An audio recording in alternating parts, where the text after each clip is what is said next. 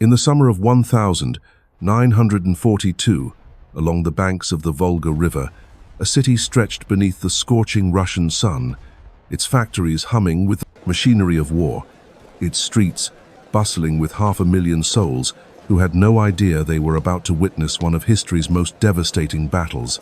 This was Stalingrad, a name that would soon echo through the corridors of power in Berlin and Moscow, a name that would become synonymous with destruction so complete, so absolute, that it would shatter the myth of Nazi invincibility forever. What unfolded here over the next 6 months wasn't just a battle.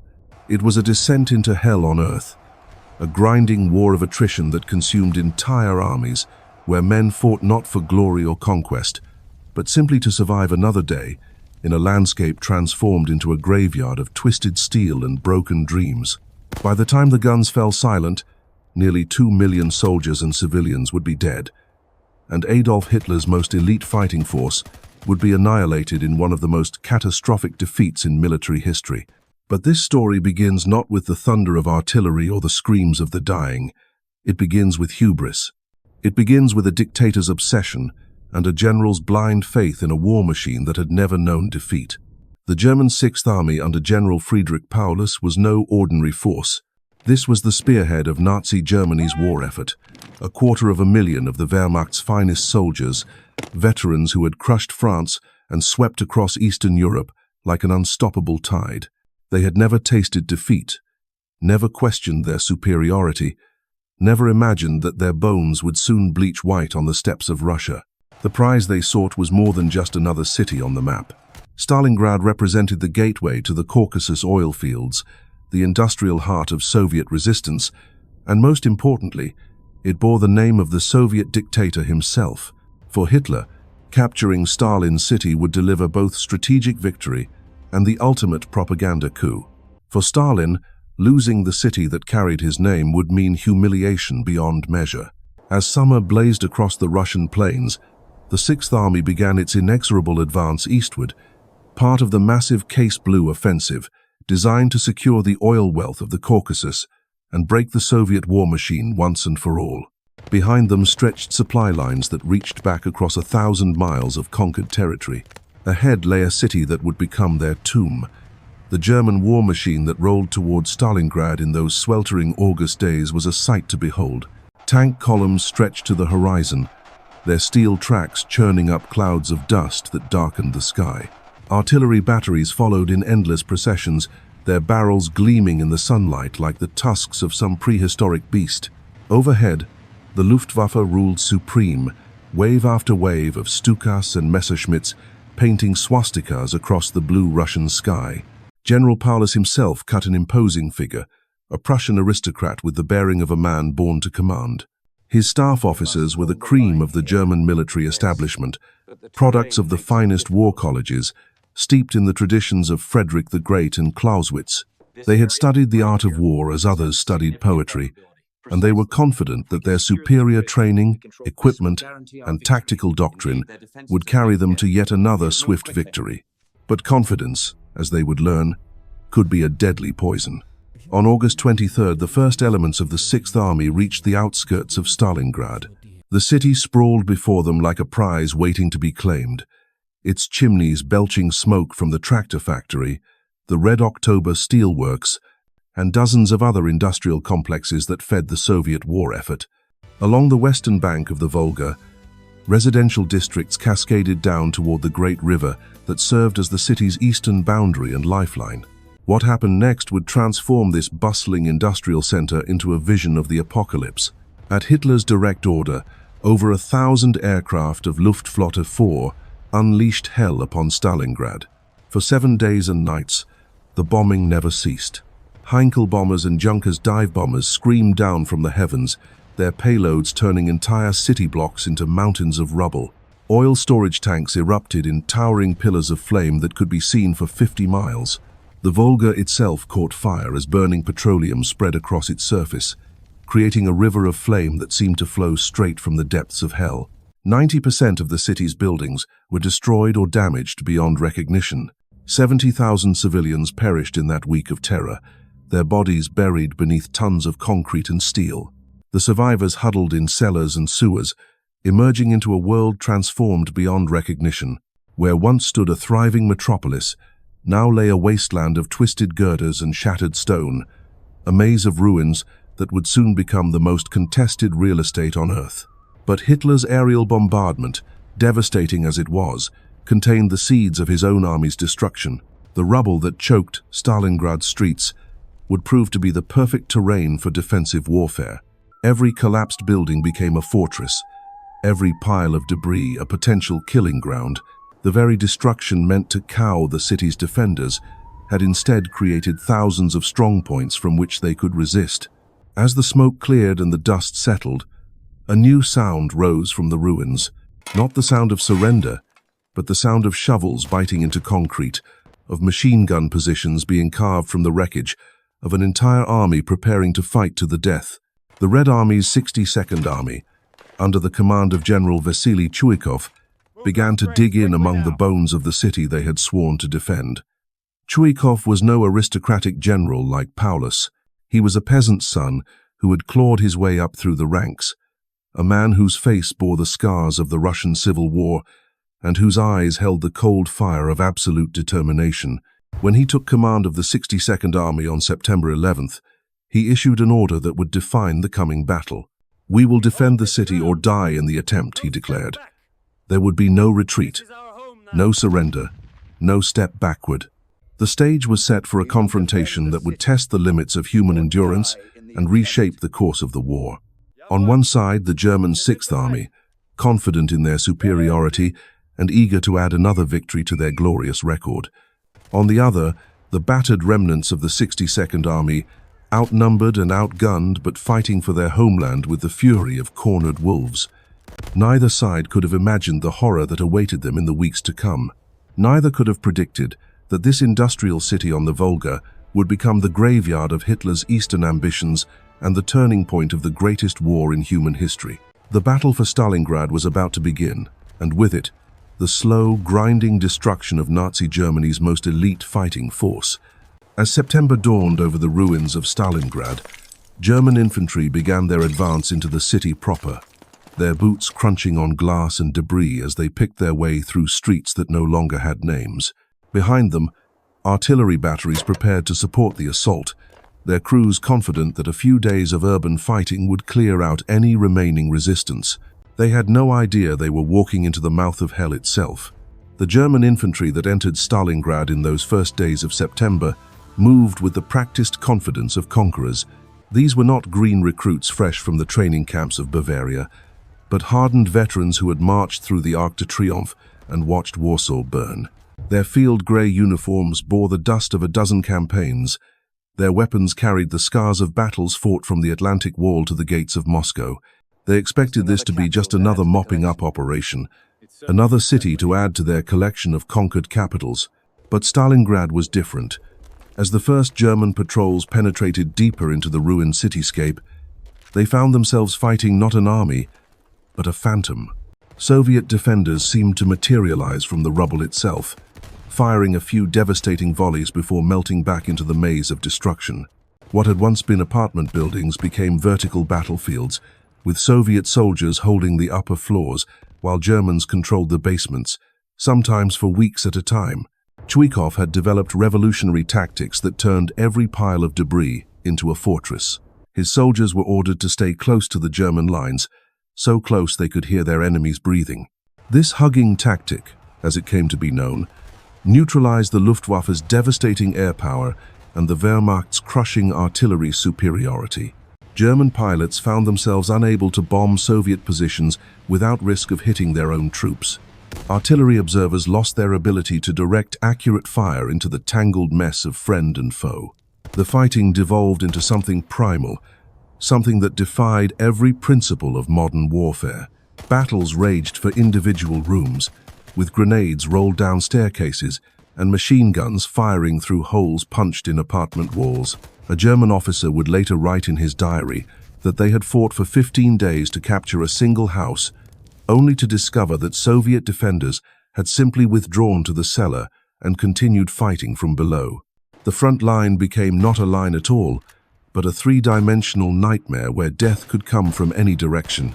By mid-September, 6 of Stalingrad's 7 districts had fallen to German control, but controlling a district in this hellscape meant nothing. Soviet soldiers emerged from sewers to attack German supply columns. Snipers picked off officers from positions that had been cleared days before. The dead lay unburied in the rubble, and the stench of decay mixed with the acrid smoke of burning buildings to create an atmosphere that seemed to poison the very air. The German soldiers, accustomed to swift victories and clear objectives, found themselves trapped in a war of inches. Every advance was measured not in kilometers, but in meters, sometimes in rooms. A young Wehrmacht lieutenant described the horror in a letter home before he was killed by a Soviet sniper. "The front is a corridor between burnt-out rooms," he wrote. "We have been fighting in hell, and hell is Stalingrad." As October arrived with the first bite of Russian winter, both armies had been bled white by the relentless urban warfare. German divisions that had entered the city at full strength were reduced to shadows of their former selves. The 62nd Army clung to a narrow strip of land along the Volga, sometimes no more than a few hundred yards deep, but they clung with the tenacity of drowning men grasping driftwood. Supply became a nightmare for both sides. German ammunition convoys faced a gauntlet of Soviet artillery fire from across the Volga, while Soviet reinforcements had to cross the river under constant bombardment, their boats dodging shells and bombs in desperate night runs that the soldiers called the Ferry of Death. Many never made it. The Volga ran red with blood, and the riverbank was littered with the wreckage of sunken vessels and the bodies of men who had died trying to reach their comrades. But while the Germans struggled to supply their forces through the contested city streets, the Soviets were preparing something far more ambitious. Beyond the Volga, hidden from German reconnaissance, Stalin's generals were marshalling forces for a counter-offensive that would dwarf anything attempted before. Trainload after trainload of men and equipment moved east under cover of darkness. Tank armies reformed and refitted in the steppes beyond German sight. Artillery batteries took position along carefully surveyed firing coordinates. The operation had a name that would soon strike terror into German hearts from the Baltic to the Black Sea. They called it Uranus, after the ancient god who devoured his own children. It was a name that would prove prophetic, for what Stalin's generals planned was nothing less than the complete destruction of the German Sixth Army and its allied formations. Unknown to Paulus and his staff, who remained focused on the grinding house-to-house fighting within Stalingrad itself, Soviet intelligence had identified the fatal weakness in the German position. The Sixth Army's flanks were protected not by elite German divisions, but by Romanian, Italian, and Hungarian troops, whose equipment was outdated and whose morale was questionable. These allied armies stretched across hundreds of miles of steppe, their positions thinly held and poorly fortified. The plan was elegant in its simplicity and devastating in its scope. 2 massive Soviet army groups would punch through the weak flanks simultaneously, then race toward each other deep behind German lines. Like the jaws of a steel trap, they would snap shut around the entire German force, cutting them off from supply, from reinforcement, from any hope of escape. As November snow began to dust the rubble of Stalingrad, the German Sixth Army continued its methodical advance through the ruins, unaware that they were walking deeper into a trap that would consume them entirely. Each building captured, each street cleared. Each small victory only drew them further from safety and closer to annihilation. The soldiers shivered in their summer uniforms, inadequate for the Russian winter that was beginning to bite. Their supply lines stretched back across hundreds of miles of increasingly hostile territory. Their equipment was wearing out from constant use, their ammunition running low, their men exhausted beyond measure. But still they fought on, driven by duty and discipline, by faith in their leaders and their cause. They had no way of knowing that in Moscow and in the field headquarters beyond the Volga, their doom was being planned with mathematical precision. They could not imagine that within days, the hunters would become the hunted, that the trap they had walked into would slam shut with the force of 1 million Soviet soldiers and thousands of tanks. The stage was set for one of the most decisive reversals of fortune in military history, a catastrophe that would shatter the myth of German invincibility and mark the beginning of the Third Reich's long slide toward destruction. The morning of November 19th, dawned grey and bitter across the frozen steppes west of Stalingrad. A thin layer of snow covered the Romanian positions along the Don River, where soldiers huddled in their inadequate trenches, stamping their feet against the cold and peering nervously into the white emptiness that stretched beyond their wire. These were not the elite troops of the Wehrmacht, but the forgotten allies of Hitler's Grand Alliance, men armed with obsolete weapons and sustained by dwindling hope that this war would somehow end before the real winter arrived. In the pre-dawn darkness, something stirred in that emptiness. At first it was nothing more than a distant rumble, like thunder rolling across a summer sky. But as the minutes ticked by, the sound grew deeper, more ominous, until the very ground began to tremble beneath the feet of the Romanian sentries.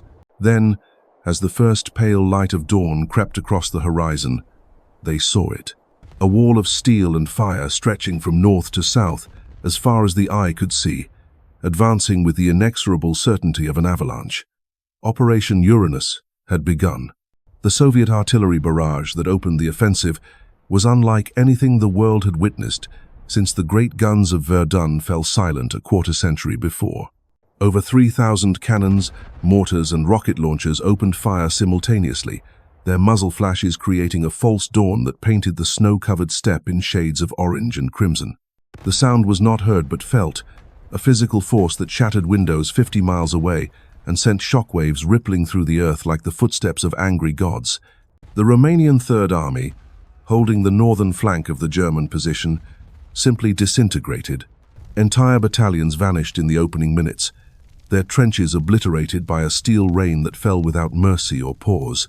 Those who survived the barrage emerged from their shattered positions to find themselves facing the spearhead of 3 entire Soviet armies, over 500,000 men supported by 900 tanks and 1,400 aircraft. The breakthrough was swift and devastating. Romanian resistance crumbled like paper in a firestorm as Soviet tank columns poured through gaps in the line that widened with each passing hour. By noon, the northern pincer of the Soviet offensive was racing southeast across the open steppe, leaving behind a trail of burning vehicles and abandoned positions. Behind the tanks came waves of infantry, their white winter camouflage making them nearly invisible against the snow as they mopped up pockets of resistance and pressed forward toward their ultimate objective. 200 miles to the south, the scene was repeating itself with mechanical precision. The 4th Romanian Army, tasked with protecting the 6th Army's southern flank, found itself under assault by another massive Soviet force. The southern pincer of Operation Uranus carved through their positions like a scythe through wheat, tanks and infantry, advancing in perfect coordination across terrain barriers to their advance that offered no natural. In his headquarters in Stalingrad, General Paulus received the first reports of the attacks with a mixture of concern and confidence. Flank attacks were nothing new in the fluid warfare of the Eastern Front, and he had weathered similar storms before. His staff officers bent over their maps, moving colored pins and calculating reserves, confident that German firepower and tactical superiority would soon restore the situation. But this was no ordinary flank attack. As the hours passed and the reports flooded in, a terrible picture began to emerge. The Romanian armies were not just retreating, they were collapsing. Entire divisions had ceased to exist, their commanders either dead or missing. Their units' German line were not measure scattered to the winds. The gaps thinned in hundreds of yards, but in tens of miles, and through those gaps poured Soviet forces in numbers that defied belief. By nightfall on the first day, the Soviet northern and southern pincers had advanced over 30 miles, carving through the Axis defenses like hot knives through butter. Radio communications broke down, as command posts were overrun or abandoned. Supply columns fled in panic, as Soviet tanks appeared on roads that had been secure just hours before. The carefully planned German defensive positions became isolated islands in a sea of enemy forces. The men of the 6th Army, still locked in brutal combat within the ruins of Stalingrad itself, remained largely unaware of the catastrophe unfolding around them. They continued their grim work of clearing buildings and fighting for every room, every staircase, every cellar, their world reduced to the narrow confines of urban warfare. The sound of distant artillery fire was nothing new. The radio chatter about flank attacks just another worry in a war that had become an endless series of worries. But in the command bunkers, realization was beginning to dawn. The Soviet offensive was not a raid or a limited attack designed to relieve pressure on Stalingrad. It was something far more ambitious and far more dangerous. The two Soviet pincers were driving toward each other with a speed and determination that suggested a single, coordinated plan. If they met, if they closed the circle, the entire German Sixth Army would be trapped. On the second day of the offensive, that nightmare became reality. Soviet tank units from the northern and southern pincers established radio contact as they approached the town of Kalach, a strategic crossing point on the Don River, 30 miles behind the German front lines. The trap was closing with mechanical precision, and caught within its jaws were over 250,000 German and Allied soldiers, the cream of Hitler's Eastern Army. The moment of encirclement came at 4 in the afternoon on November 22nd, when advance elements of the 21st and 51st Soviet armies linked up near Kalach. The radio message was brief and matter-of-fact, but its implications were staggering. The German Sixth Army, along with significant portions of the 4th Panzer Army and various Allied units, was now completely cut off from the main German forces. In Berlin, the news struck Adolf Hitler like a physical blow. The Führer, who had been following the battle for Stalingrad with obsessive interest, suddenly found himself facing a crisis that threatened to unravel his entire Eastern strategy. The Sixth Army was not just any formation, it was one of the Wehrmacht's most elite units, commanded by one of his most trusted generals, and now it was trapped in a pocket with no clear means of escape. The German High Command faced a terrible choice. They could order an immediate breakout attempt, abandoning Stalingrad but potentially saving the army. Or they could hold their position and attempt to resupply the trapped forces by air, while organizing a relief operation from outside the pocket. Hitler, true to his character, chose the most aggressive option. The Sixth Army would hold Stalingrad at all costs, while the Luftwaffe supplied them from the air. It was a decision that would doom 250,000 men. Hermann Göring, the corpulent Reich Marshal who commanded the German Air Force, assured Hitler that his pilots could deliver the necessary supplies to keep the Sixth Army fighting. He spoke of air bridges and transport miracles, of German engineering triumphing over Russian winter and Soviet fighters. His words were confident, his manner assured, but his promises were built on foundations of sand.